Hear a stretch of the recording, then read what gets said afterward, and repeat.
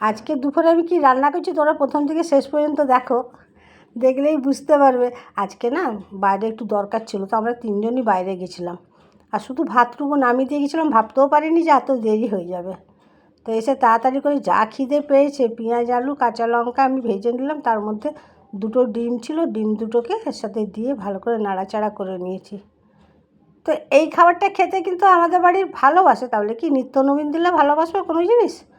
তো যাই হোক, আমি এর মধ্যে ভাতগুলো দিয়ে দিয়েছি, কারণ এত খিদে পাচ্ছে আর এত বেলা হয়েছে না, তখন মানুষের যাহা জুটে তাই ভালো। তা আমি এগুলোকে দিয়ে ভালো করে নাড়াচাড়া করে নিয়েছি, উপর থেকে একটু লবণও দিয়ে দিয়েছি।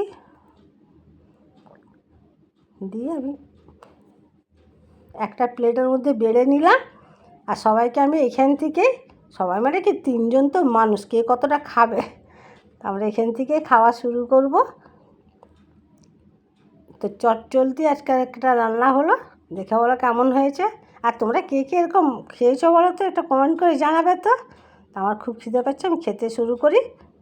টাটা বাই বাই, তোমরা ভালো থেকো, সুস্থ থেকো, আর পরের ভিডিওতে আবার দেখা হচ্ছে। আজকের মতন যাই।